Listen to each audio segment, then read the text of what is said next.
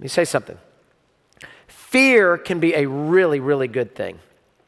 You can be in a dangerous situation and feel fear, and it's actually protecting you to get out of the dangerous situation.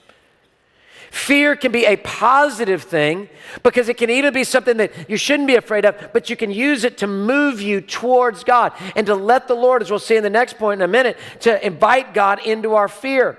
I saw a movie recently. I was on a plane, and as you do, if you're on a flight long enough where you can pick out a movie, so I picked out a movie, and it was called Yesterday.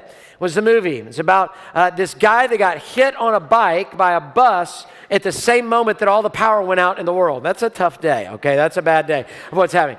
Now, it's not a Christian movie. It's not a perfect movie. I don't want you to watch it with your children and go, oh my goodness, Pastor Greg, what are you doing? I mean, I think it's PG or whatever, but I mean, it's not bad. Don't worry about that. But it's not everything's perfect. So I got to have these disclaimers that I say when, pastors say these things. So, but in this movie, the whole world forgets about these four people. The Beatles, right here. Remember when these haircuts were controversy? I mean, wouldn't that be great? I mean, let's let them do the halftime show, okay, instead of some other folks. Yes, I meant it like that. Okay.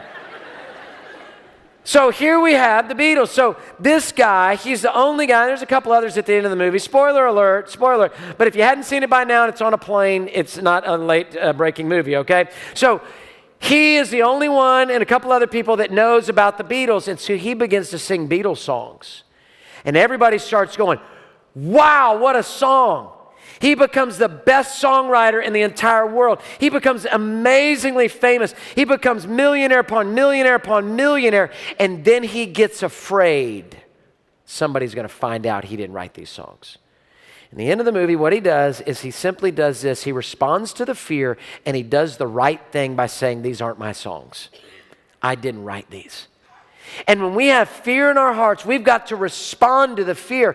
And when there's fear, we've got to respond to God and invite God even into our sin for forgiveness. Invite God into our relationships that are struggling. Invite God into things that are making us nervous. To invite Him in to say, Lord, we need you. We want to press into you with our fear instead of pulling back from you in our fear. Hey, thanks for watching. To find out more about Houston's First, you can subscribe to our channel or you can go to houstonsfirst.org.